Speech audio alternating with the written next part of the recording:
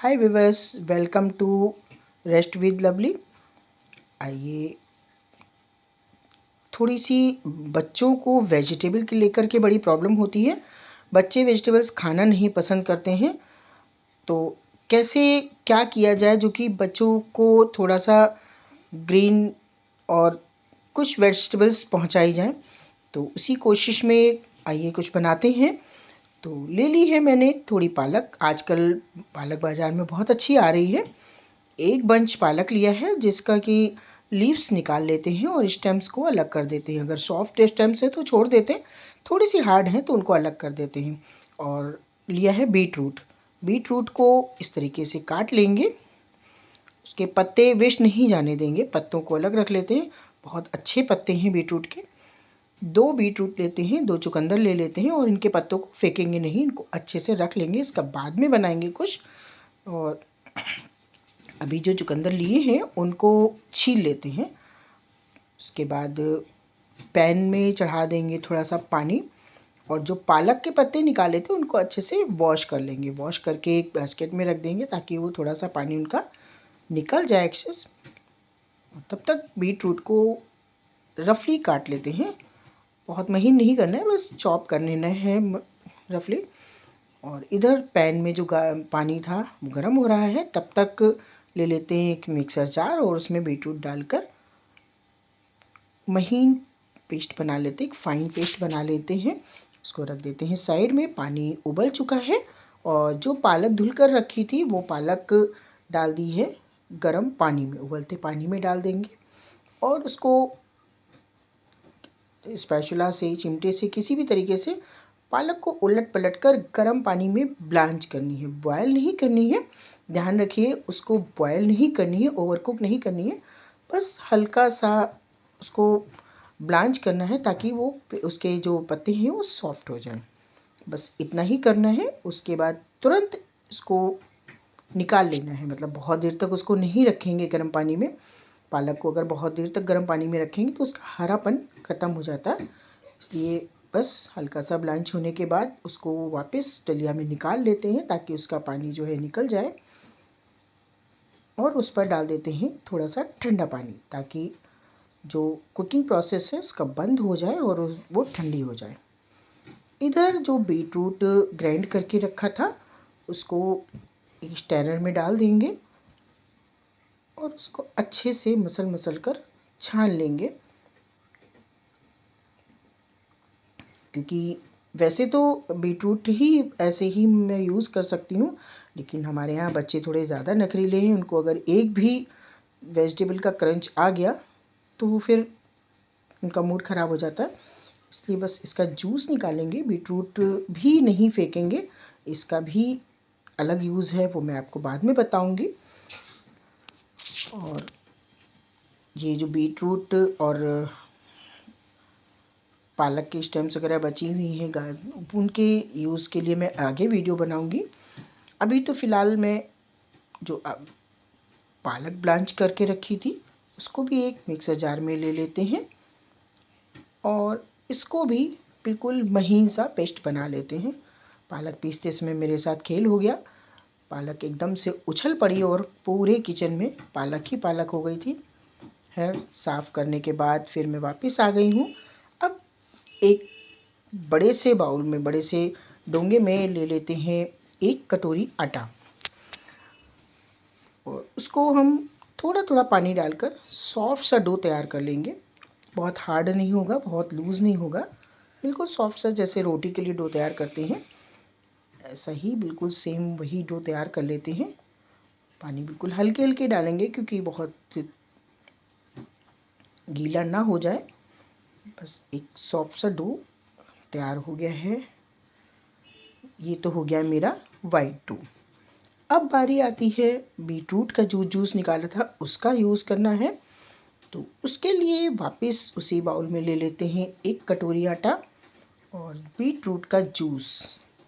उसमें थोड़ा सा पहले डालेंगे नमक आटे में, और अब इसके बाद बीटरूट के जूस को थोड़ा थोड़ा डालकर,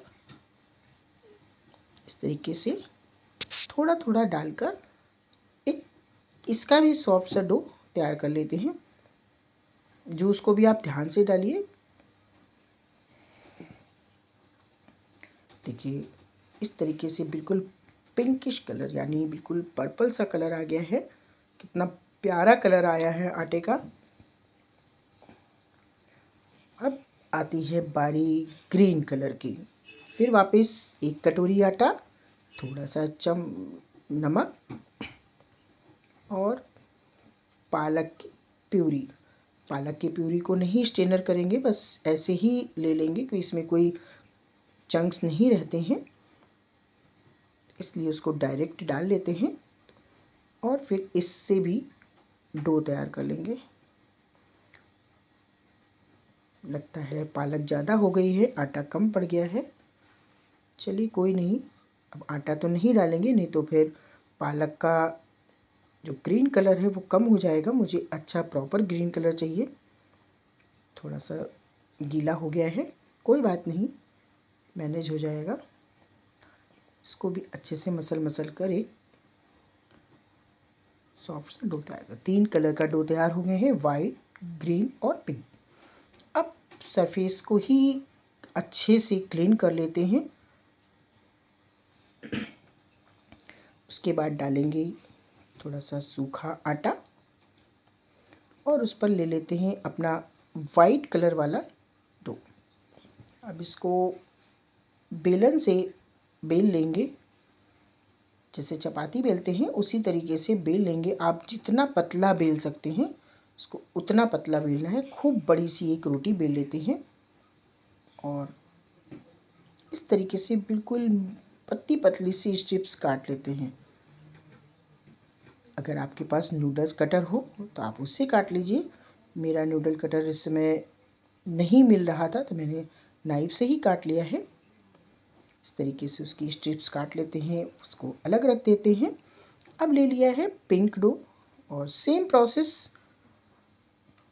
चलिए रोटी तो बाद में बेलेंगे, पहले चढ़ा देते हैं पानी।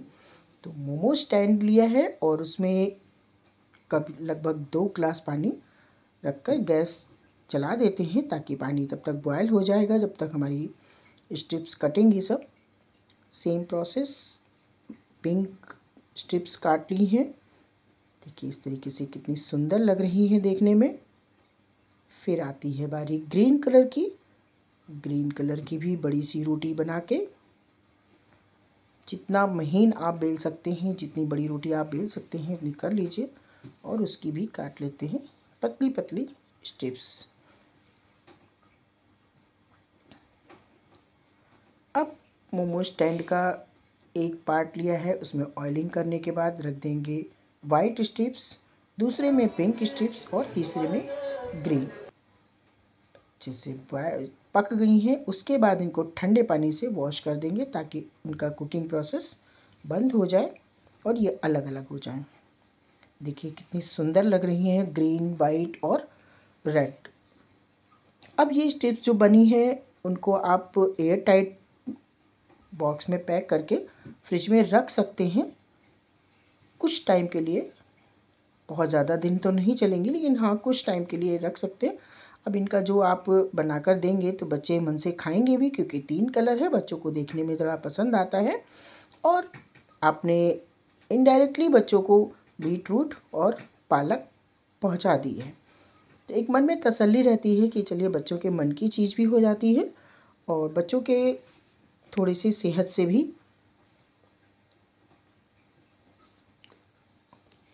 कि जो पैन है गरम हो गया है, उसमें अब डाल देते हैं थोड़ा सा तेल, क्योंकि हमारी आदू जो हैं कोई वेजिटेबल पसंद नहीं करती हैं, उनको किसी टाइप के कोई वेजिटेबल्स, कोई मसाले नहीं चाहिए। तो उस तेल में डाल देते हैं थोड़ी सी बिल्कुल अजवाइन और उसमें मैंने जो स्ट्रिप्स पका के रखी थी ग्रीन, पिंक और वाइट डाल देते हैं। बिल्कुल थोड़ा सा डालेंगे नमक, क्योंकि नमक ऑलरेडी आटे में पड़ा हुआ है। उसके ऊपर डाल देते हैं बस आधा चम्मच सोया सॉस और अब उसके ऊपर बच्चों की सबसे पसंदीदा चीज़ मैगी मसाला। मैगी मसाला का एक पाउच खोलकर उस पर डाल देते हैं और उसको खूब अच्छे से चलाकर गर्मा गर्म आदू को देंगे। आज आदू खुश हो जाएंगे। आप चाहें तो इन्हीं स्ट्रिप्स को जब फ्राई करें तो पत्ता गोभी, कैप्सिकम, प्याज, इन चीज़ों के साथ उसको फ्राई करें जैसे आप चाउमीन बनाते हैं। उसी तरीके से बच्चों को बहुत पसंद आता है। उसमें सॉसेस आप यूज़ कर सकते हैं। मेरी आदू नहीं खाती इसलिए मैंने